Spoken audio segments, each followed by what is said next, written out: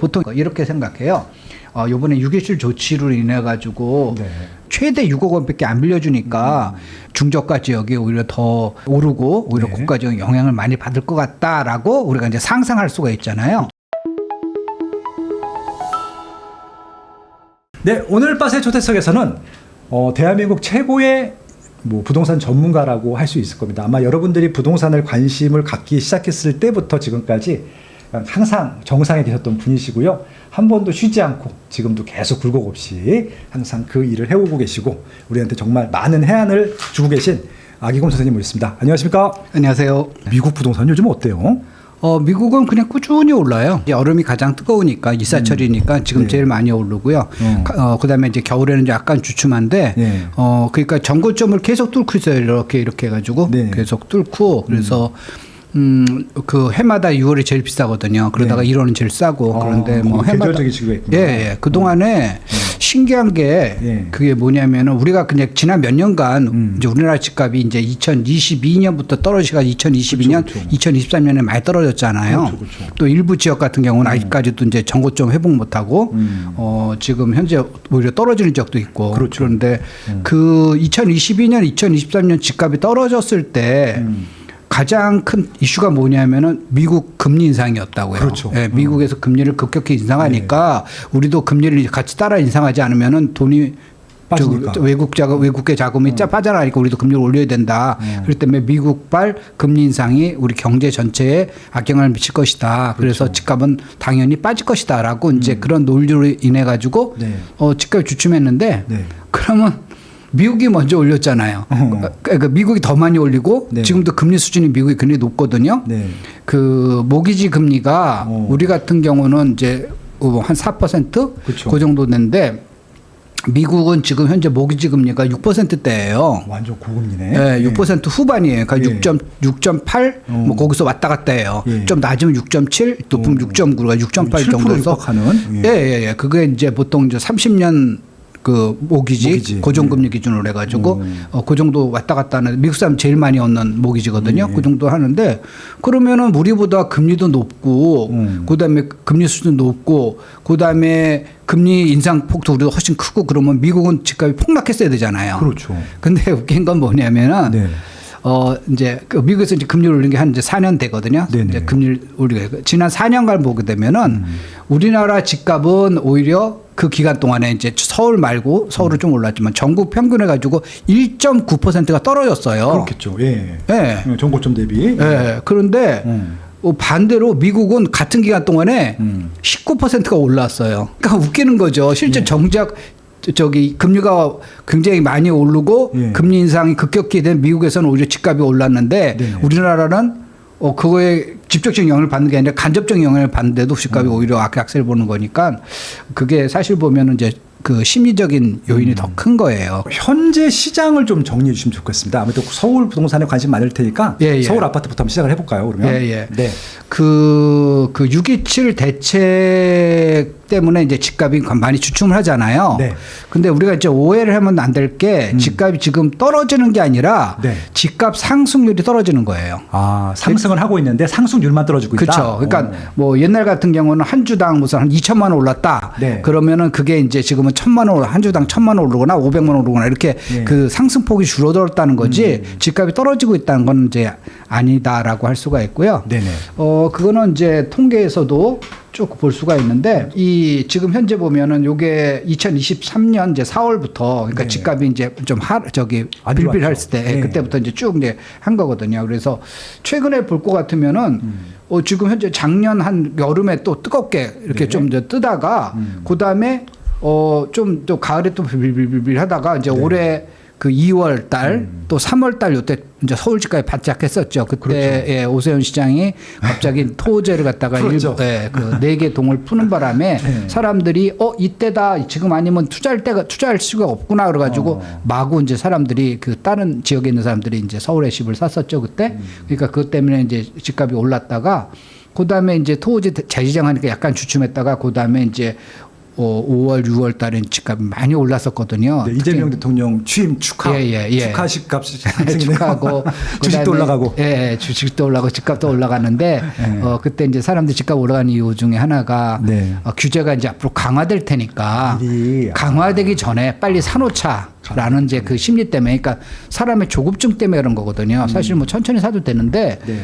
조급증 때문에 왜 그러냐면은 규제되는 거하고 안 되는 거 큰 차이가 있는데 네.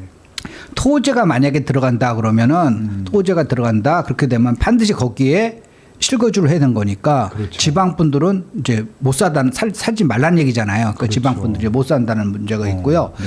토지가 아니더라도 그 만약에 거기가 이제 조정지역으로 지정이 된다 그러면은 네. 예를 들어서 마포 이런 데가 조정지역으로 지정된다 그러면은 지금까지는 조정지역이 아니기 때문에 사놓고 나가지고 2년만 있으면 내가 일반 과세를 팔면 돼요. 그렇죠. 근데 저기 10억이 넘는 부분만 돈을 낸다던가 그렇죠. 다주택자도 일반 과세하면 되는데 이 조정지역을 딱 되게 되면은 그다음에 이제 중과세 대상이 될 수 있고 네. 1주택자도 그다음에 2년 실거주를 채우지 해야죠. 못했으니까 세금을 내야 된단 말이에요. 그렇죠. 그렇게 되는 거니까 사람들이 어차피 내가 전세 끼고 살 거면은 그 집에 실거주할 가능성이 없다 그러면은 전세 끼고 살 거 같은 경우는 빨리 규제 지역에 지정되기 전에 빨리 사야지라고 하면서 서둘러 샀기 때문에 그때 소위 이제 우리가 패닉바잉이라고 그러죠. 공포감에 있어서 사람들이 마구 이제 그 매수를 서둘러 가지고 집값이 이게 보시는 것 같이 6월 달에 다락처럼 막 올랐죠. 작년 8월 달 올른 것보다 훨씬 많이 올라가지고 수치를 보니까 확실히 많이 올라간 게 보이네요. 예. 그다음에 이제 6.27 조치 이후로 해가지고 요게 이제 조금씩 했는데 지금도 보면은 0.1% 이상 오르는 거거든요. 0.1% 이상 오른다는 건 주간 상승률이에요. 주간으로 0.1% 이상 오른다는 거는요. 1년에 52주잖아요. 네. 그럼 연간으로 따지게 되면은 0.1%씩 꾸준히 52주 이러면 연간 5.2% 오른다는 얘기잖아요. 그렇죠. 또 복리하게 되면 더 많이 올라가는 그렇죠. 거죠. 그러니까 그 연간 5.2% 이상, 연간 5% 이상 오르는 게 그렇게 흔하지 않거든요. 인플레이션 두세 배 올라가는 건데. 예. 우리가 보면은 집값 오를 때 뭐 20% 올랐어요, 30% 올랐어요라고 하지만 그거는 가끔씩 나타나는 현상이고 집값이 그렇게 어떤 해는 떨어질 수도 있고 어떤 해는 뭐 빌빌하는 경우도 있고 그래서 지금 현재 작년도 그랬고요. 그러니까 그런 걸 따지게 되면은 5% 이상 오른 게 그렇게 흔한 평균적으로 뭐 평균 이상 높은 거죠. 이상인 거기 때문에 네네. 지금 0.1% 이상 오른 것도 꽤 지금은 이제 많이 오르고 있다라고 할 수가 있습니다. 그러니까 심리가 되게 중요하네요. 그렇죠. 이 부동산은 거의 심리가 절반이에요. 그렇구나. 왜 그러냐면은 많은 사람들이 이제 실제로 보면 집을 살 때 보면은 실수요자가 투자자보다 더 많습니다. 그렇죠. 보통 이제 기간에 따라 다르고 시기에 따라 다르고 지역에 따른 차이는 있지만 보통 실수요자하고 투자자의 비율을 한 6대 4로 보거든요. 그렇죠. 그래서 보통 이제 실수요자가 60% 투자자가 40% 그러니까 사람들이 투자자들은 투자 심리에 주로 영향을 받고 실수요자는 아닐 것 같은데 네네. 그게 아니에요. 실수요자들은 오히려 더 그분들이 심리적인 거에 굉장히 영향을 받습니다. 많이 받아요. 왜냐하면은 자금이 많지가 않잖아요. 자금이 많지 않은데 그거 갖고 잘못 넣어가지고 내 자산이 쪼그라들면 안 되잖아요. 그렇죠. 예. 그러니까 그렇게 되니까 굉장히 신중하게 그 결정을 해야 되는 거고 만약에 집값이 오르지 않는다라고 하게 되면 그분들은 어떤 선택을 하게 되냐면 집을 사지 않고 전세를 선택하는 거예요. 네네. 전세를 사게 되면은 예를 들어서 5억짜리 집이 있다 그러면은 5억짜리 집이 있는데 3억이 전세예요. 그럼 내가 3억만 내게 되면 그 집에서 최소 4년간 계약갱 시점구가 있을 때는 4년간 4년간은 내가 그 아무런 그 방해받지 않고 그냥 독점적으로 그 집을 쓸 수가 있는데 그럼에도 불구하고 내가 2억 원을 더 보태가지고 5억짜리 집을 사는 이유는 집값이 오를 걸 기대하기 때문에 그런 거예요. 그러니까 집값이 만약에 오르지 않을 것 같다. 그러니까 투자 신문이 굉장히 바닥을 친다 그러면 실수요자 집을 딱 사지가 않습니다. 그래서 아까 이게 투자자가 실수요자보다 투자자가 적거든요. 근데 투자자가 적다고 해가지고 그게 그 투자 심리에 영향을 받는 게 아니라 실수요자들이 오히려 더 영향을 받기 때문에 사람들이 약간 집값이 주춤할 것 같아. 또 언론에서 집값이 뭐 좀 떨어지고 있습니다. 뭐 어디가 안 되고 있습니다. 이런 기사가 나오게 되면은 사람들이 굉장히 심리가 위축되는 거예요. 그 위축되는 게 바로 나타나는 게 바로 거래량이죠. 거래량. 네, 그래서 요즘 같은 경우가 이제 집값은 떨어지지 않고 있습니다. 이제 서울 중심으로 말씀드리는 거예요. 지방은 지금 떨어지는 데도 있고요. 서울 같은 경우 계속 집값이 오르고 있는데 거래는 굉장히 줄고 있어요. 거래는 그렇죠. 굉장히 줄고 있어가지고 옛날보다 줄고 있었는데 중요한 건 뭐냐면은 그러니까 중요한 게 아니라 흥미로운 게 뭐냐면은 네. 이렇게 거래가 줄면은 이제 그 사람들이 매도자들이 그러니까 네. 집을 갖고 있는 사람들이 야 큰일 났다 빨리 그 집을 팔아야겠다 그래가지고 막 급매물이 막 나와야 되거든요. 네. 나와야 된다는 게 뭐 당위성을 얘기하는 게 아니라 이제 그렇게 나올 걸 사람들이 이제 기대를 하고 이제 그렇죠, 정부에서 그렇죠. 정책을 하잖아요. 근데 사람들이 팔지를 않는 거예요. 그러니까 거래가 안 되는 거예요. 그러니까 거래가 안 된다는 게 사는 사람도 줄어들지만 파는 사람도 같이 줄어든다는 거예요. 그래서 호가를 떨어뜨려야 되는데 호가를 안 떨어뜨려요. 그러니까 올랐던 기준으로 딱 놓고 그냥 더 이상 오르지는 거기서 더 올리지는 않지만 거기서 놓고 팔리면은 뭐 어떤 사람이 정말 자금 여력이 많아가지고 와서 사주면은 땡큐고 안 사주면 뭐 갖고 있다가 나중에 뭐 어차피 이게 몇 년 지나면은 뭐 딱 오를 가능성이 있으니까 그냥 뭐 갖고 있다가 뭐 안 팔리면 나중에 내가 뭐 자식한테 증여하든지 아니면 나중에 갖고 있다가 그냥 상속하든지 그렇게 하지라고 하는 분들이 의외로 많다라는 거예요. 네, 그러네요. 예, 옛날보다 그렇게 생각하시는 분이 더 많은 게 내가 이제 매도자 중에서도 약간 이렇게 심지어 위축되는 분도 있을 거 아니에요. 이거 안 팔면 큰일 나네라는 사람들은 과거에 이미 다 팔았겠죠. 그렇겠죠. 예, 또 다주택자들은 또 뭐 예. 그동안에 여러 가지 규제가 특히 이제 그 문재인 정부 때 28번의 그 부동산 대책이 나오면서 오죽 사람들이 그때 28번을 마음을 졸였을 거 아니에요. 야, 이거 나면 어떡하냐, 이거 어떡하냐, 그러면서 그 기간 동안에 한 번은 팔았겠죠.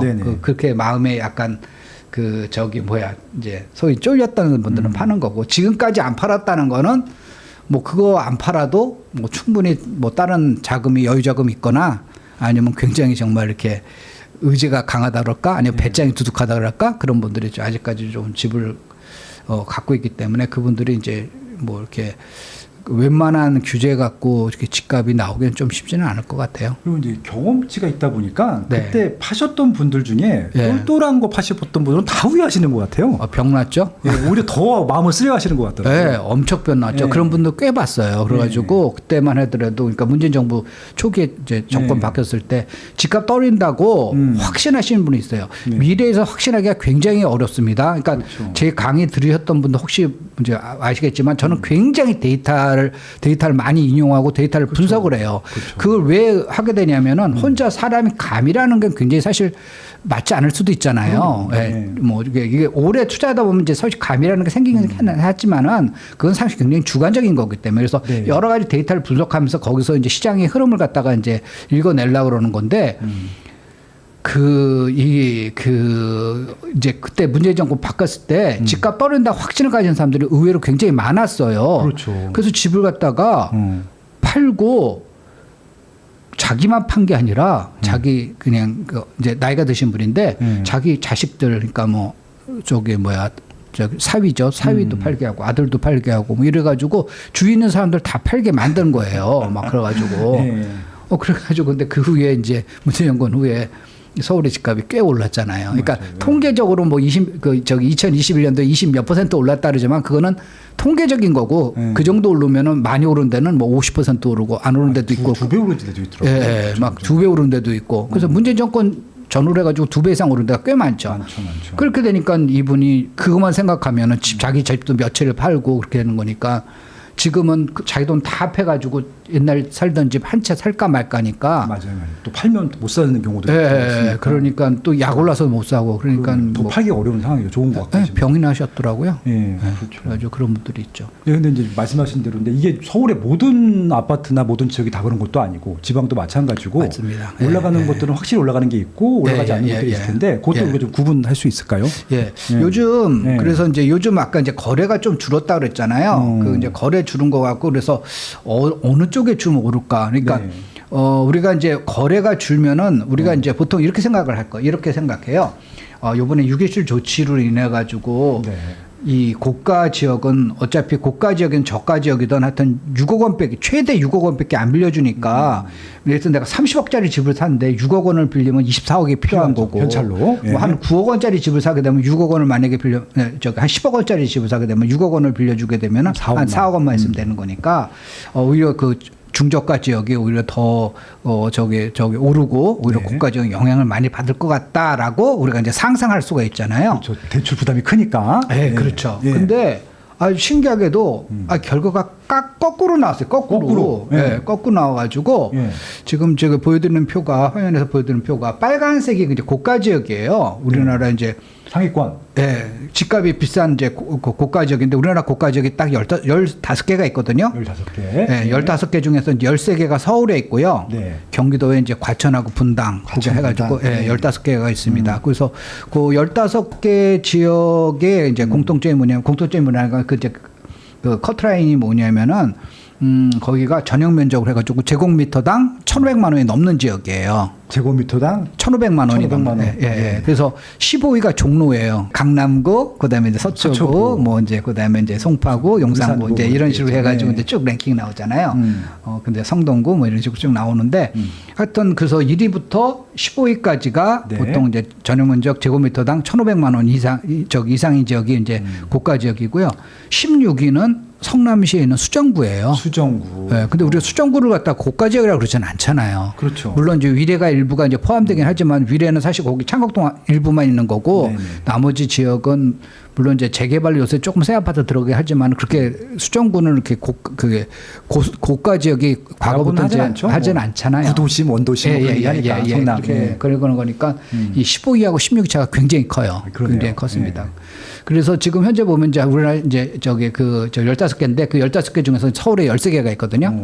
13개가 있는데 그 13개가 이제 빨간색으로 표시된 거예요. 근데 이제 여기 화면에 보신 대로 627 조치에서 집값이 어디가 많이 올랐습니까? 그럼 마포구, 성동구, 강동, 광주 이렇게 가지고 고가 지역이 많이 오른 거예요. 그러네요. 네. 다 들어가 있네, 고가 지역이. 네. 강남, 서초, 용산 다 들어가 있어요. 네. 그러니까 고가 지역에서 제일 그래도 적게 오른 건 종로구가 조금 이제 떨어진 거고 저가 지역은 상대적으로 더 적게 올랐어요. 그러네요. 여기서 보면 뚝 오르다가 예외적으로 이제 서대문구만 약간 이제 그 조금 오른 편이고 네. 마포구랑 붙어 있어서 아마 같이 좀. 서대문구가 네. 그러니까 아까 우리나라에서 이제 그 집값 비싼 순으로 높은 순으로 이제 15개가 고가 지역이라는데 16위가 성남시 수정구라 했잖아요. 17위가 이제 서대문구예요. 네. 상위권이네 거의 뭐.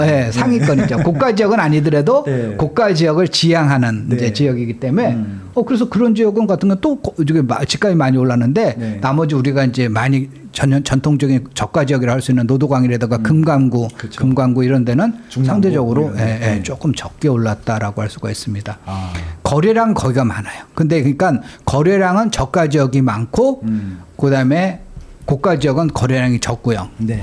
대신에 집값은 오히려 고가 지역이 많이 오르고 저가 지역은 적게 오른 거예요. 그렇게 되면 무슨 얘기냐면 고가 지역은 대출이 적게 나오는데도 불구하고 그러니까 집값 대비 이제 대출이 적은데도 불구하고 많이 올랐다는 거는 그만큼 현금 동원력이 있는 사람들이 네. 많이 산다는 얘기고 반대로 얘기해 가지고는 고가 지역의 매물이 굉장히 줄었다는 걸 의미하는 거예요.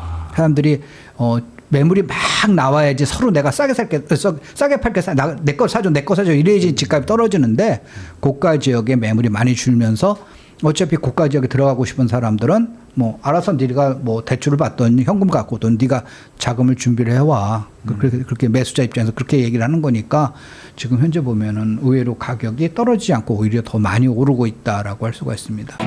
누구도 가르쳐 주지 않지만 꼭 해야 하는 일. 나에게 가장 가까이 있지만 멀게만 느껴지는 일. 남들보다 빠르게 시작하는 것이 유리한 일. 내가 하고 있는 일은 내 집 마련과 투자입니다. 교통망, 상가, 입지, 세금, 청약. 나는 이 모든 일을 스마트 튜브 경제 아카데미에서 시작하고 있습니다. 스마트 튜브 경제 아카데미.